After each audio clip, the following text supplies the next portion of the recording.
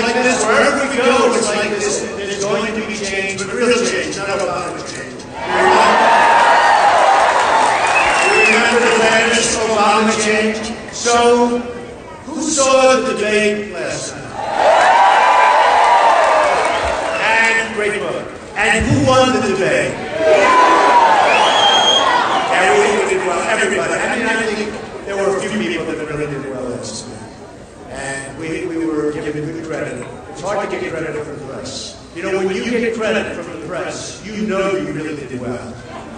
Because boy, do they not want to do it. I think more importantly, we won every online poll. We won Drudge, Time Magazine, every week, every time we had it. So we won CNBC, you know, they did the poll during the show.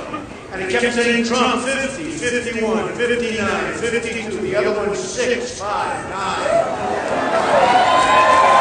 And I loved it. I just saw that this morning. I watched it and said, what is that? That's the poll as you're going along. And he kept going higher and higher. So we just got longer and longer. But we really had an amazing period of time. Because, and I have to tell you, that, and we're going to do some questions and answers like this. I have all day. You know, so we'll do that. I think it was some good questions. Some really vicious, violent, crazy questions. Look at all these people. That was Bill O'Reilly. We get O'Reilly to run tonight, so that'll go on another while. But some of you out here watch O'Reilly. ODO Trump today. That's enough, right? That's too much Trump. That's why, you know, I said it's true. I've spent whatever it is. I have more money than anybody else, right? So, no, I hear what guys said to me in the bank, what guys swore. You know how much they spend to get $10 million or something? I heard the other day. No, they'll spend like 8, yeah. That's right, who said 8? Somebody, you know what I'm talking about, right? No, they'll spend like 79 cents on the dollar. I say, what do you mean?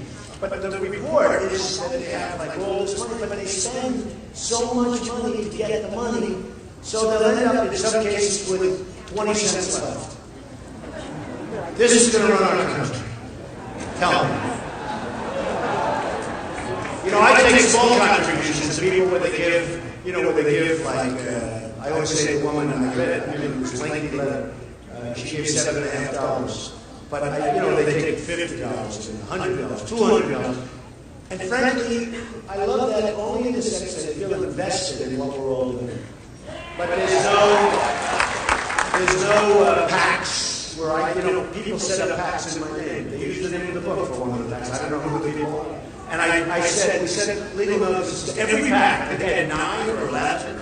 They were all over the place. Everybody's forming a PAC. Some of them probably had good intentions. They're going to fight for Trump.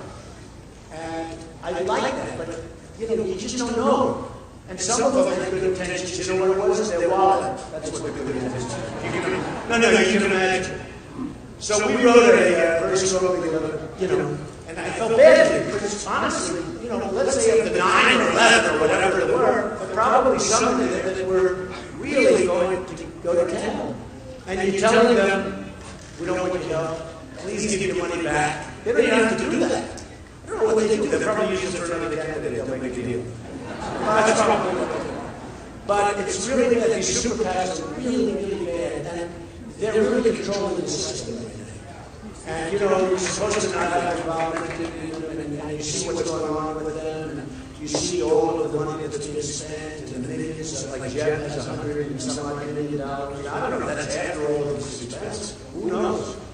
But Jeff has a lot of money in there, and Rubio has a lot of money, and Ben Carson has a lot of money in the super PACs. And, when I say they're really going to hurt our political system. And something has to be done. And actually, last night I called it, but people found other things more exciting, like the fight last night, where I made cases. They'd rather have that than when I said, no.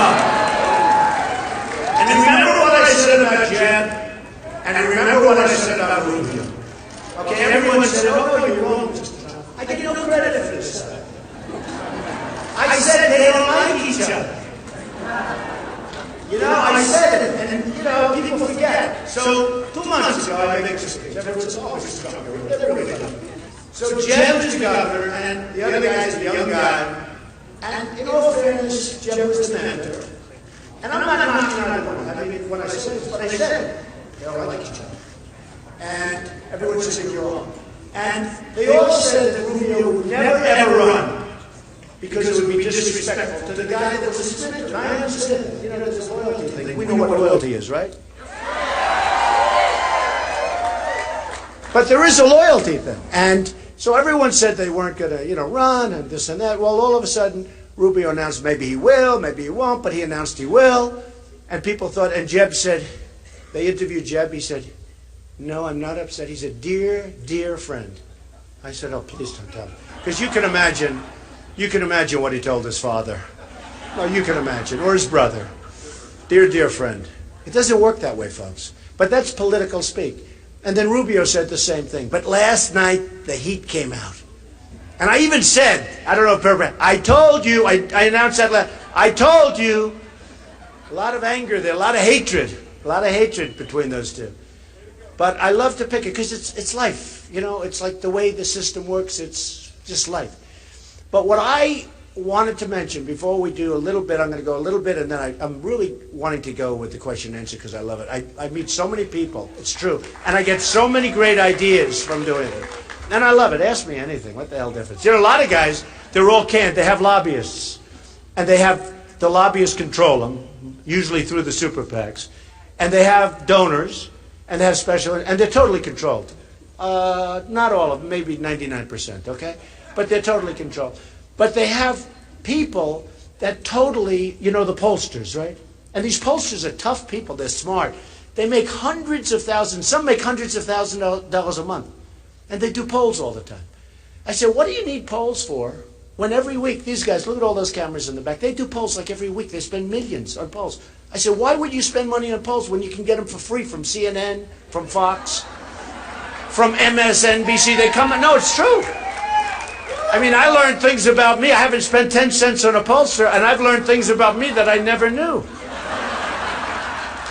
So, and we're doing great. Like the evangelicals, we're doing really great nationwide. We're doing great. In Nevada, I won with Hispanics. Right? Number one with Hispanics. And I said that. It's funny. Immigration, it's an amazing thing. I'm number one with Hispanics because I'm going to create jobs. People want that. We're going to have jobs. We're going to take them away from China, from Japan, from all over.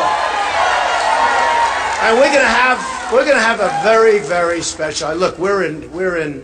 Some people would say life support. We owe $19 trillion. 19 trillion.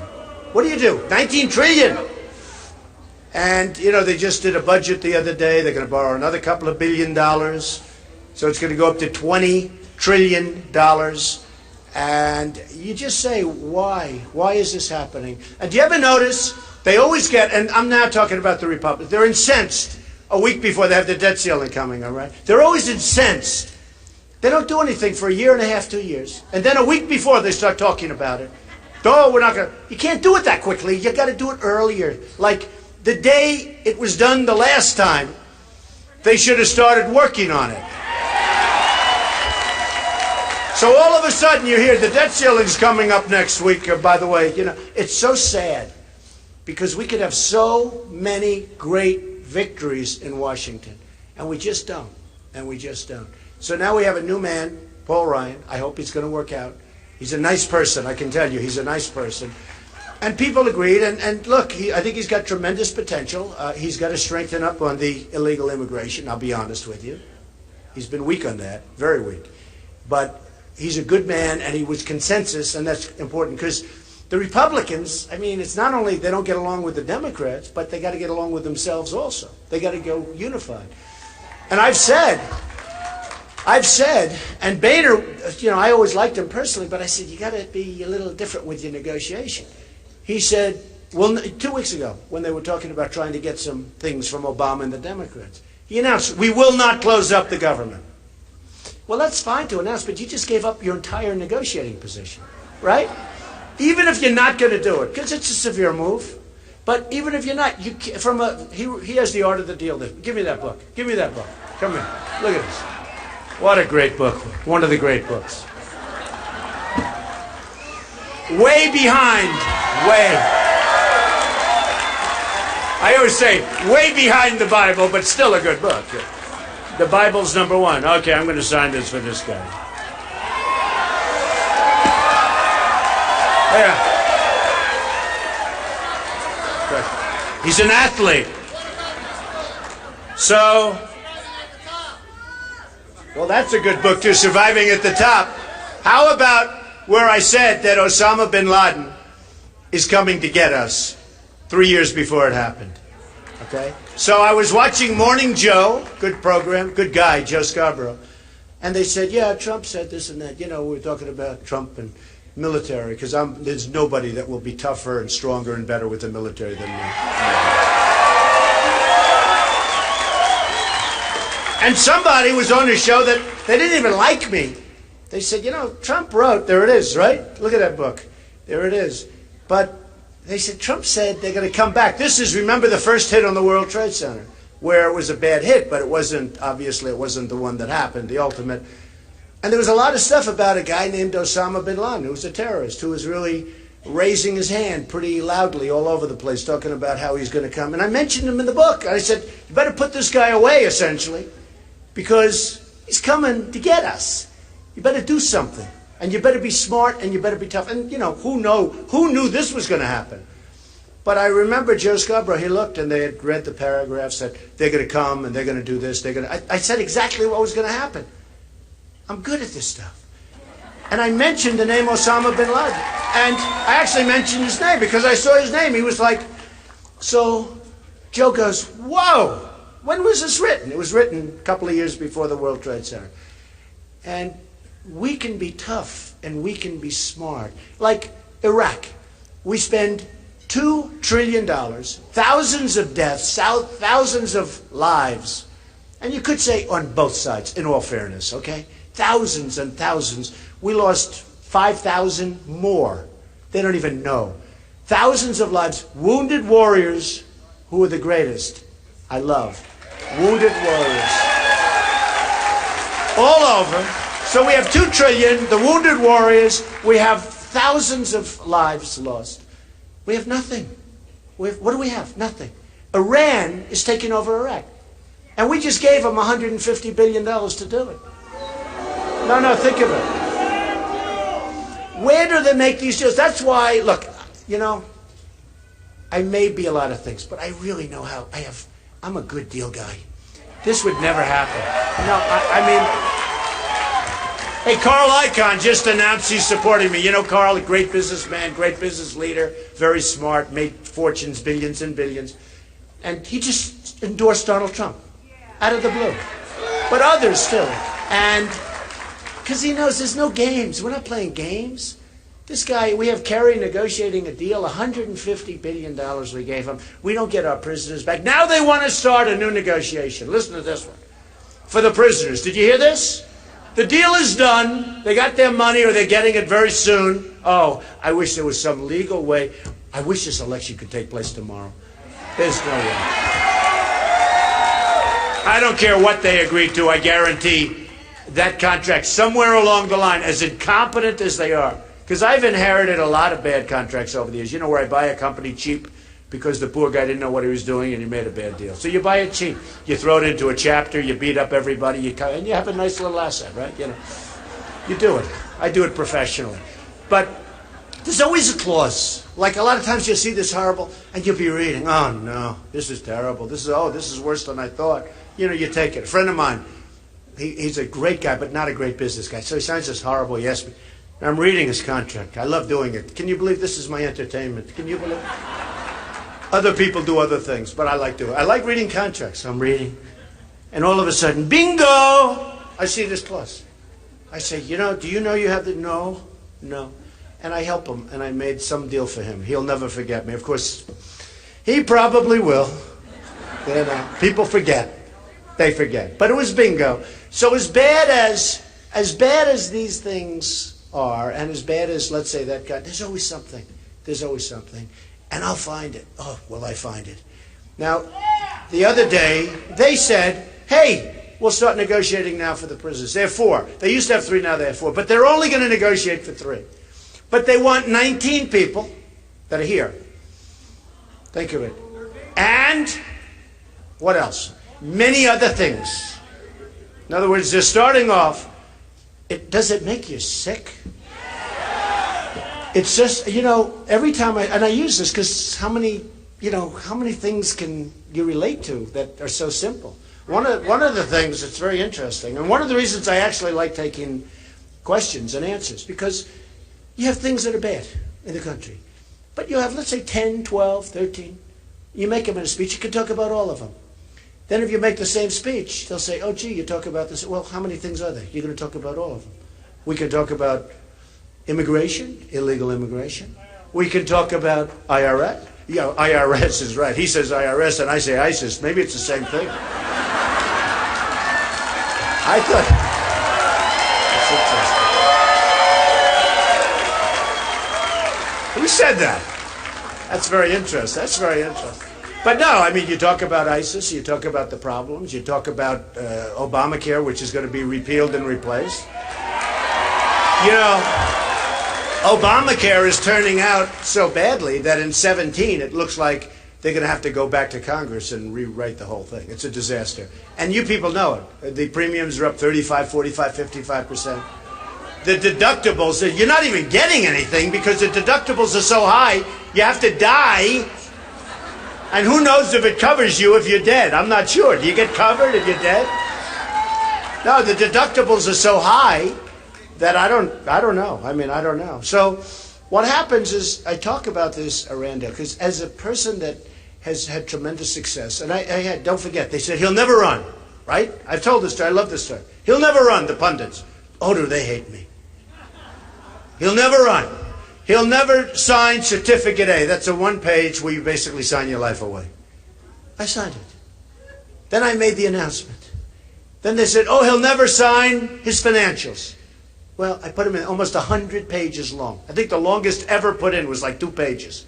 Mine are like 100. I think it's 500, almost 500 companies. Tremendous success. So they said, oh, maybe he's not as successful as people think. I'm much more successful. In fact, I tell the story. Honestly, I wasn't sure until the last moment, because it takes guts to run. It really does. It's not that easy. And it takes guts to run. And it does. It does. It takes guts. And I didn't know. I went right to the end. And, the famous escalator scene with Melania coming down with me waving. And I said, I took a deep breath. I went like this. Okay, baby, let's go. And I announced, and I brought up the subject of illegal immigration, and boy, did I take incoming, as Rush would say. I took incoming, and then it turned out I was right. But I just gone back, so on the financials, I didn't know till the very last moment. Because, again, not an easy decision to make. In terms of yourself, your family, your life, it's different. I mean, it's different. Here I am, you expose yourself like that on television, you're fully like with all these guys, and some you respect, some you have no respect for. And you have to say, you do respect them, No, some I don't, but we're supposed to support them if they win, though, the pledge. But some I do have great respect for. Some of the people on the stage I do. But I did these financials, and they were phenomenal. And I tell you what, and so it showed I was much bigger, much stronger, much wealthier. I built not only great assets, very liquid, very little debt, tremendous cash flow. The reason I say it is because that's the kind of thinking we need in the country. That's what it is. Such dumb people, such dumb deal. It's the thinking. I mean, it's a lot of the people in the audience, and maybe in a smaller way, you have that same thinking. You can't believe the stuff that you're seeing. Sergeant Bergdahl, 5 for 1. We get Bergdahl. No, we get Bergdahl. We get Bergdahl. They get 5 killers that they've wanted for 9 years. And they get 5 killers that are right now back on the battlefield, killing everybody. And believe me, they'd love to be here. They'd love to be right here. So we can't go on like this. And I said it to my wife, I said it to Ivanka, I said it to all my kids. I said, we got to do it. I mean, I don't know if I'm doing the right thing. Who knows? I've never done it before. But it's like I told Bill O'Reilly. Bill, I've been dealing with politicians all my life. All my deals go through politicians. I need zoning, I need this, I need that, I need taxes, I need tax abatements, I need all sorts of things. I get them. I get them. And I've always gotten them. I've done great with politicians. I deal with politicians. I deal with prime ministers from other countries because I always go in for the glamour deals, the big deals. They always want to meet me. So I have dinner with the prime ministers. But I get along with people. I get along with Democrats. You know, one of the big knocks on me? Well, he got along with people that are Democrat. Well, that's what we have to do. We got to get along, folks. You know, it's time. Washington is in gridlock. They can't do anything. And you know, when I was growing up, when I was younger, because I started young, and my father was great. I had a great father. In fact, I'm doing a book that's coming out in a couple of weeks. It's going to be great. And it's a very nasty title. I won't even tell you. It's such a nasty title. And you know what? It's a nasty picture. The photographer, Simon & Schuster, big company, they came to me, we'd love to have a book. I said, I don't want to do a book. I've done, like, what, 12 or something? I said, I'm in the middle of a campaign. They said, we'll pay you a lot of money. I said, how much? They said, sure. I give it to charity anyway, so I'm going to give it to charity. But you know what? So you feel guilty, you know. So I work very hard, and I'm doing this, I'm doing books, I'm running things. The good thing is my children are very capable. They're running, they're running. No, it's good. It's good. They're good, and I have great executives. So what happens is, I want you to read this because we talk about our country and we talk about the problems. And it's called, actually, Crippled America. And the nastiest picture you've ever seen. So they had this Simon & Schuster. They sent this great photographer, world-class photographer in my office. He took, and I'm told this, he took the most beautiful pictures you've ever seen. I never knew I was that handsome, to be honest. This guy is a master. He took the most beautiful pictures, smiling, happy, beautiful. And one he took when I wasn't ready, and it's the worst picture. It's mean and horrible. And the people came, they said, Mr. Trump, sir, this is really the picture we should use. You can't be talking about what you're talking about with a big smiling face. And wait till you see this picture. You're not going to believe it. It's nasty. So, I think it's going to be great. I mean, it's the hardest I've worked on a book since The Art of the Deal. It actually is. And it was condensed. But it's the hardest I've worked on a book. So let's see. But we talk about a lot of the problems that we have. But we're going to do something that's going to be so special. We're going to take this country, and if I win, and it is if, everyone always shouts, when? It's always going to be, look, I'm competing against all these people. Who the hell knows? You have a lot of crooked people in the press. For instance, I'll give you an example. Last week, I'll give you an example how crooked they are. Last night, we won every single poll. Who won the debate? Now, I think Cruz did well. I do. I think Rubio did well, although I think Rubio had a lot of hard questions because, frankly, those are tough questions. Gave good answers, but I don't like the questions. So they're a little tough. But does everybody understand that? Yeah, I think you understand that. They're tough. But I did think he did well in terms of answering. I think that a couple of others, I really appreciated Mike Huckabee for, sticking up for me. He's a good man. He's a good man. He's a good person. He even showed my tie. He was really great. He's a great guy. But no, it was nice because somebody else could have said, what? I'll be the best president. He didn't say that. He said, don't you dare. Essentially, don't you dare say that about Donald Trump. He'd be a great president. Honestly, folks, there aren't a lot of people that would do that. He had a perfect opportunity just to talk about himself. And he didn't do that. So he's a special guy. He's a very good guy. So we're going to do something that's going to be so unique. But last night, all of the polls, every single one of them said I won. And yet the pundits, they weren't bad, but they could have been much better, believe me. They could have been. Some were good. But every poll, even the CNBC poll, every poll said, and these are polls, somebody said, oh, they're online. Well, I'm not dialing in. Hundreds of thousands. Drudge is great. And Drudge is a legit person. He's a great person. And he's a straight shooter. They have the Drudge poll. They have, what the hell was that? sounded like a duck. But no, they had Drudge, and they have Time Inc. Time Inc. I mean, you know, Time Inc. is, even though I was on the cover 4 weeks ago, so maybe it's a conflict of interest. But they had Time, they had many polls, and they had CNBC did their poll. All right? And you could see that they don't like me very much, okay? And we won every one of them. And the pundits were, some were really nice, and some were trying to be as bad as they could possibly be. You know, as they also know the subject matter. They can't say you lost, but they said, well, Trump was a little off his game. I was? No, it's so unfair. You know, especially when you get 60, 70%. When you get 70% in an online poll, and you have 15 people up there, right? You have 15 because you have the previous debate. But you have 15 people up there, and you get 70%, that's impossible. If you got 70% and you had 2 people, it's like, we'll take that all the time, right, folks? So that was, but I'll tell you one of the most disgusting things. You have a group called Politico. It's a small deal. So dishonest. They are the worst people. They're the most dishonest. No, they're just dishonest. And you have others. You know, you have Huffington Post that puts us in the entertainment section, and now they don't know what to do. Yeah, but I sort of like Bill Maher, I must be honest. I do. I like him.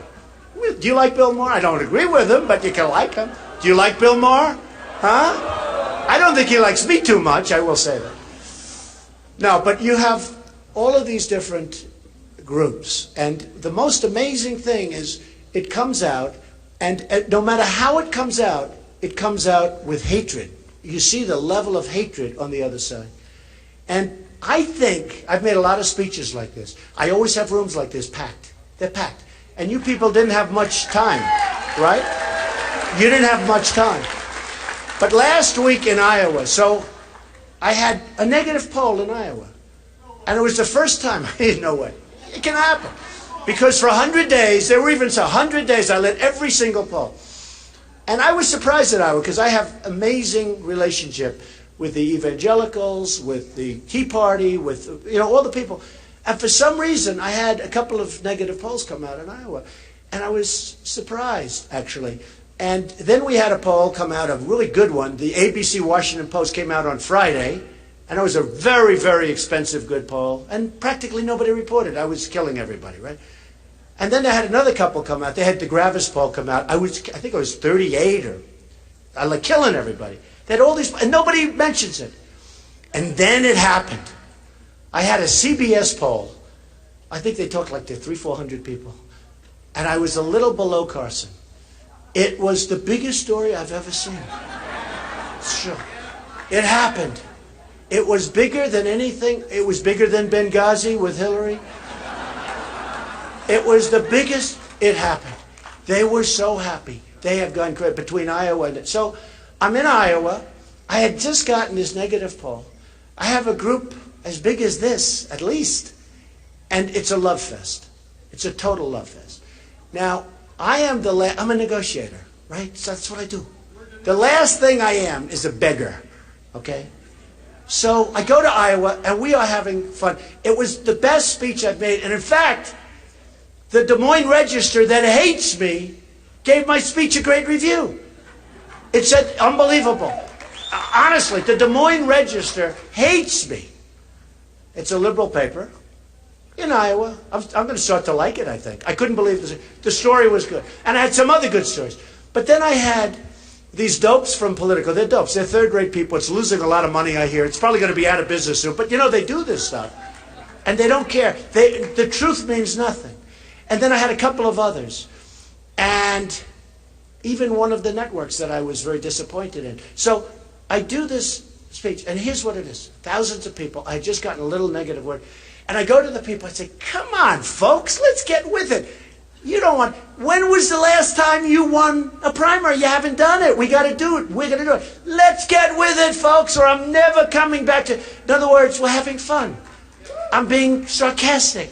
I'm being funny. Everybody was laughing. They're high-fiving. The whole room. Come on, baby. You can support Trump. Let's go. Okay, so here's what happens. No, I don't need it. By the way, no. I don't need it. Watch. What are these scum back there? That's what they are. Watch. No, watch. You have no idea. Folks, you have no idea how bad they are. You have no idea. You have no idea how dishonest some of the reporters are. That work for, that work for CNN, that work, frankly, for NBC. You have no idea how dishonest some of these people are. Like I saw one the other day. We had a packed house. It's always packed. We had a packed house. And the report's being done as everybody is leaving. And they look, the room's empty. In other words, when we're finished, you guys are going to leave. I don't want to have a reporter doing a report with the empty room. Okay? I don't want it. So anyway, so I'm having fun in Iowa. And I think I'm going to win Iowa, but who knows? Look, who knows, right? Maybe you don't win it, who knows? But I love the people in Iowa, and I relate to the people, and they relate to me. And I have by far the biggest crowds. So I'm talking about it. We're having fun, we're laughing, and I'm screaming, you gotta get with it, you gotta get to Trump. Okay, all, laughter, sarcasm, and here's the headline. Trump begs Iowa for their vote. No, and it's just not me. And I even saw Newt Gingrich. I love Newt. He's a good guy. He's a good guy. But I watched him, he was on a Fox show today. He said Trump did great in the debate. Trump's great. Trump's really smart. He actually said he's the smartest guy since Clinton. I said, you couldn't do better than that? You couldn't have it. He actually did. He said, great thing. But he said one thing because he reads the paper. He said, the only thing I disagreed with was when he went to Iowa and begged. Can you imagine going to a room and begging? Can you imagine? Now, it wasn't everybody, but there were 15% of the stories like that. And I think it's just so, most of them were good. I'm telling you, Des Moines Register was a great story. I couldn't believe it. I would have thought they would have done the other. So dishonest. But here's the thing. Places like Politico, they're third rate. And they don't make money. Or they make very little. I hear they're going out. I hear they're not making, I hear they're just dying. They tend to die. Because they tend to die. And it's not only them, it's others. But the level of dishonesty with the press. So here's the thing, I make this speech, and I actually think, I said last week, I actually think it was one of the best speeches I made. Because I went in, just got my only bad poll in 100 days. So I went in, come on folks, let's go, let's get with it, I'll never come back again. If you don't vote for me, you better vote for me. We're all laughing. Trump begs. And they knew that it was a phony deal. Everybody knew. All you have to do is look at the tapes. All you have to do is read the stories, even the stories from Henry. So you have tremendous dishonesty with the press. And therefore, when I have all these big crowds and everything else, you can't really, like I said to Bill O'Reilly just now, we have a tremendous crowd. I said, nobody gets bigger crowds than me. He goes, and he's a good guy. He's a good guy. He goes, well, that's not really fair. You're a celebrity, so you'll get big. I said, what does that have to do with celebrity?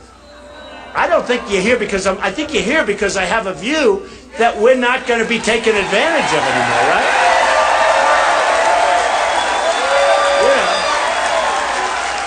We're just not going to be taken advantage of it. You can't take it. You can't take it. And honestly, if I was a celebrity, if I were a celebrity without a guitar, a friend of mine, one of the biggest entertainers, said, you get the biggest crowds in the world without a guitar, which is a pretty good, meaning without music. Because the music guys get a lot of people, but we get a lot of people. But Bill just said, and I was a little disappointed with that statement, because it's not about being a celebrity. I don't think it's about having a view that's captivating the people in this country because they're tired of being taken advantage of. They're tired of being stupid. They're tired of having their leaders be out-negotiated on every single deal. They're tired of it. They're tired of having China rip us off on every trade deal, and Japan and Mexico and everybody else. They're tired of it.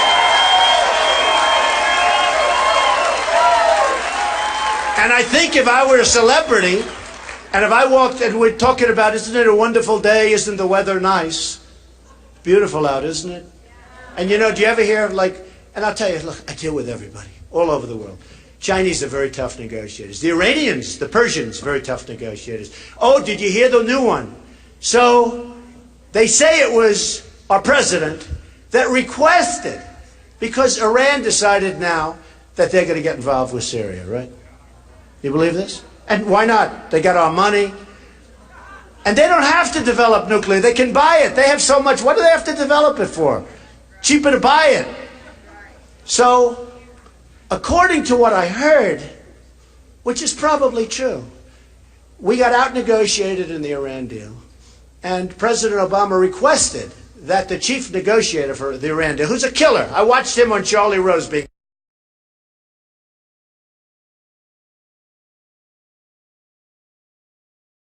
interviewed. After watching for 5 minutes, I said, Kerry cannot handle this guy. Can't handle him. The chief negotiator, our president, just asked that he get involved in talks having to do with us and Syria. This is so we're going to have more. We'll end up giving more and more. We're not going to have anything left, folks. We're not going to have anything left. I saw this. I said, can you imagine? You get fleeced by a guy who's a great negotiator. I'm not knocking Iran. If you can make a deal like that, I would have doubled up the sanctions, sat back. They would have, believe me, and I would have never given them, of the 150, I would have given them squat. They would have gotten nothing. What they're going to use, you know, they're a terrorist organization. What they're going to use that $150 billion for is, you don't even want to think about it. You don't even want to think. The 24 days, how about the self-inspections, where they actually do their own self-inspection, right? They do their own self-inspection. How about that one? Is that one of the... So we don't get anything. So now we have him, they want him to get involved, the same guy that did, because you know why? We're comfortable with him. Because we're comfortable with losing. The country has become comfortable with losing. Now last night, it's right. I'm not comfortable with it, I'll tell you. Drives me nuts. That's why I'm doing this. Last night, I got the only applause. They said, you know, your summation. They give you a big 30 seconds. Right? It's hard to sum up it. But I got a very large applause. Because I said, I negotiated. It was a 3-hour deal, and he said it wasn't. He's wrong. And we have it was always a 3-hour deal. And I said, who the hell wants to watch? Who's going to want to watch? I wasn't even I could stand up for 30 hours and do this stuff. But I said, who is going to want to watch a 3-hour debate? Nobody. You couldn't watch Hillary for an hour and a half. No, you couldn't watch it. So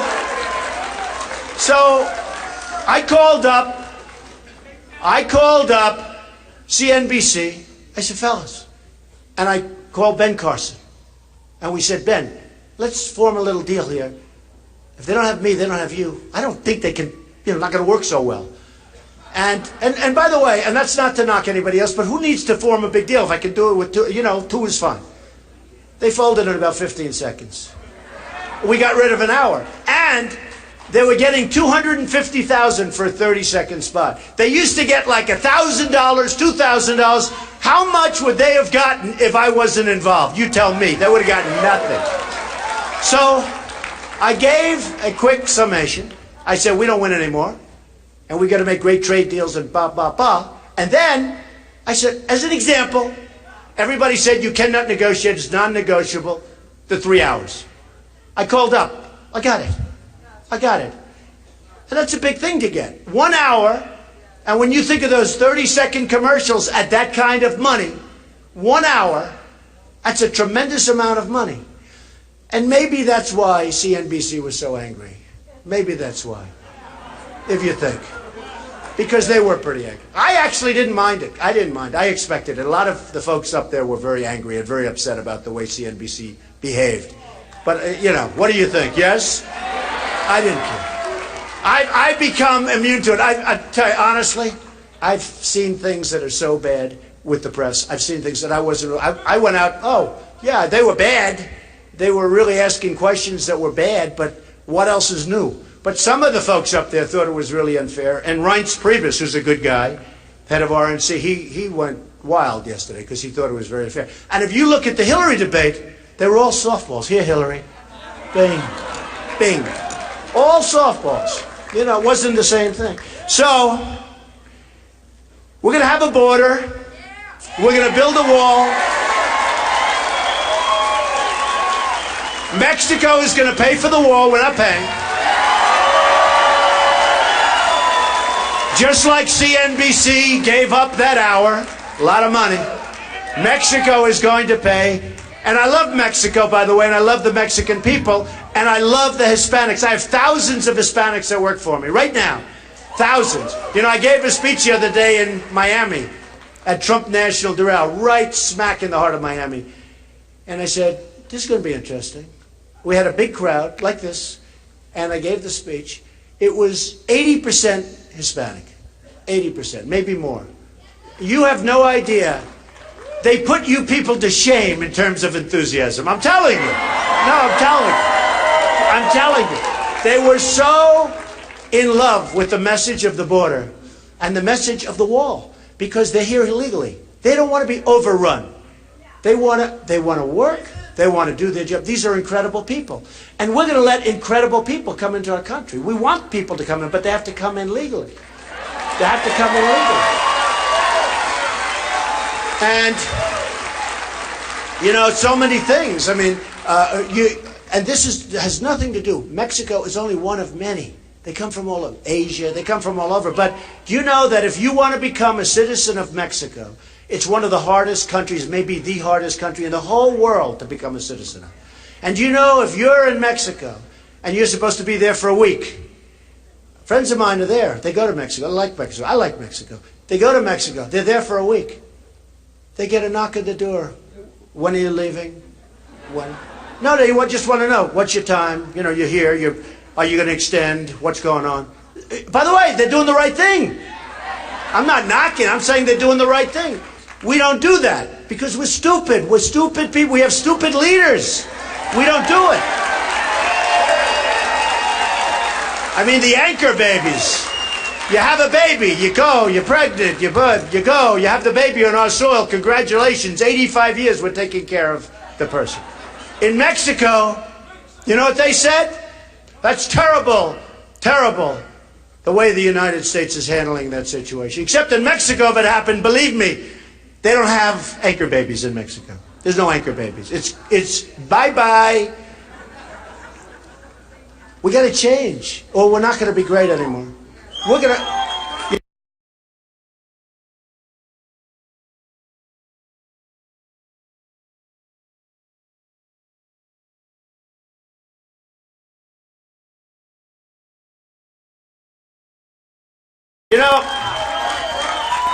You know, I have an expression, and it's been used a lot over the years. You know, make America great again is my big expression. But there's another one.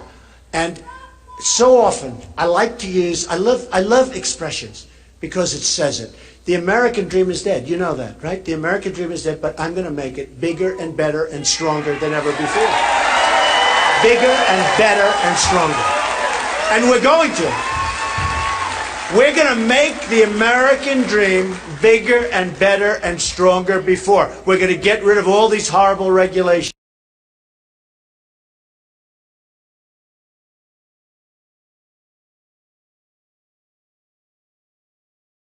We're going to open up magic.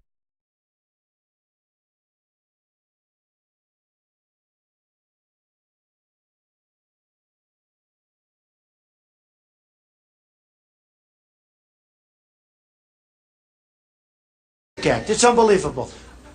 And we have negotiators better than any of their negotiators. And I'm going to use them because I have the greatest negotiators. I know them all. I know them all. And I always say, some of them are not nice people. Who cares? I mean, who cares? But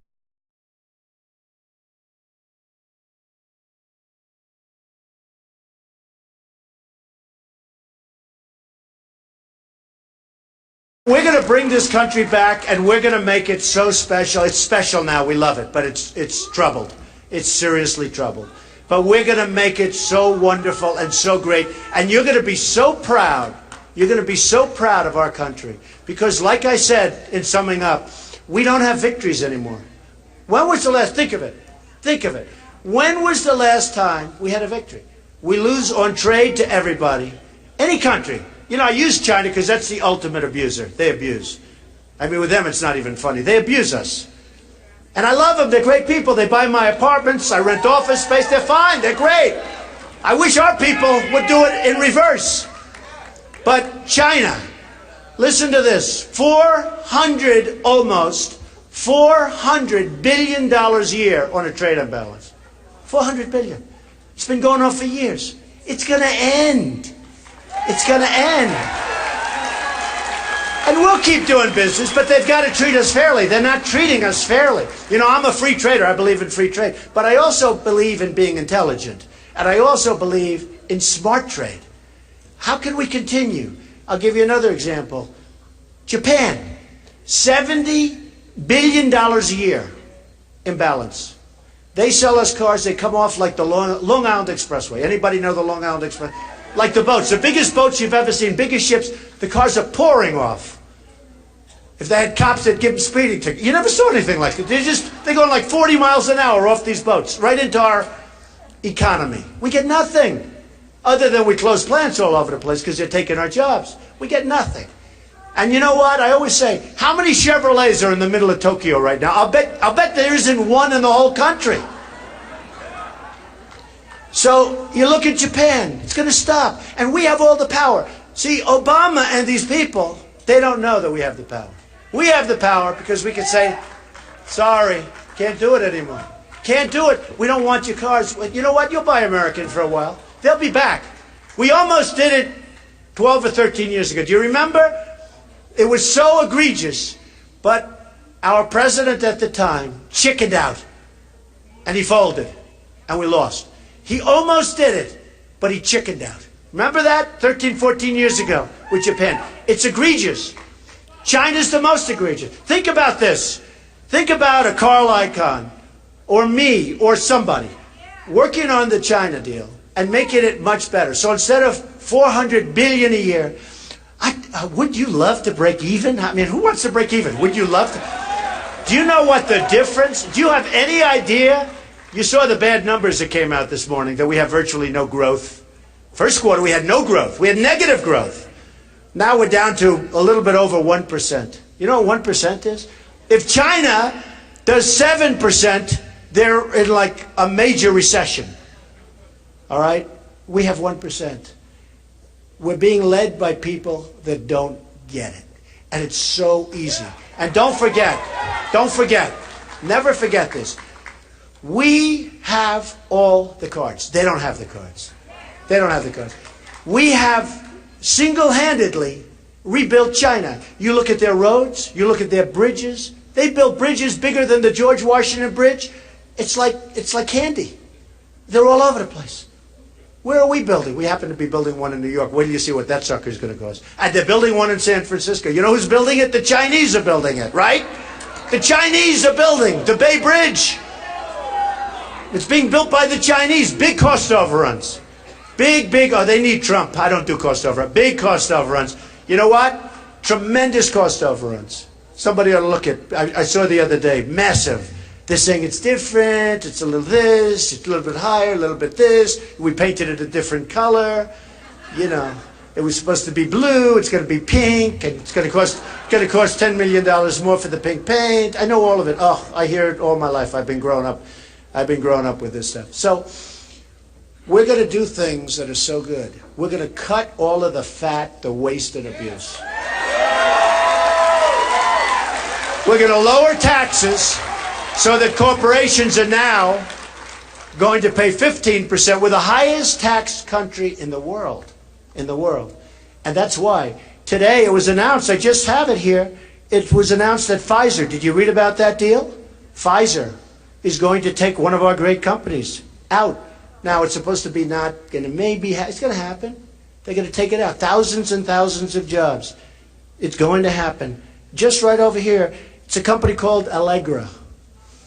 Allergen. Did you ever hear of Allergen? I hear. Now, who knows? Maybe it's rumor. I don't think it's rumor. Rumors turn out to be true. You ever notice how many times rumors turn out to be true? Especially about your husbands. No, they never turn out. Those rumors never turn out to be true. Women, do they ever turn out to be true? Never, right? Never. But those rumors turn out to be true. And it's pretty bad. Oreos. The man mentions, I don't eat Oreos anymore. But they're moving from Chicago to Mexico. They're going to make Oreos now. Big plant. Closing it in Chicago. Why? Where does it help us, folks? Look at New England. All over New England, you see these factories that have left. Most of them go NAFTA. Another great deal. Most of them have gone to Mexico, but they've gone. How does it help us? How does it help us? We are going to create jobs. I will be the greatest jobs president, and I say it, that God ever created. We have 93 million people in our workforce. Many of them want to work and they can't get a job. I mean, it's like incredible. Because our jobs are leaving. Our manufacturing's gone. Take a look at Caterpillar Tractor.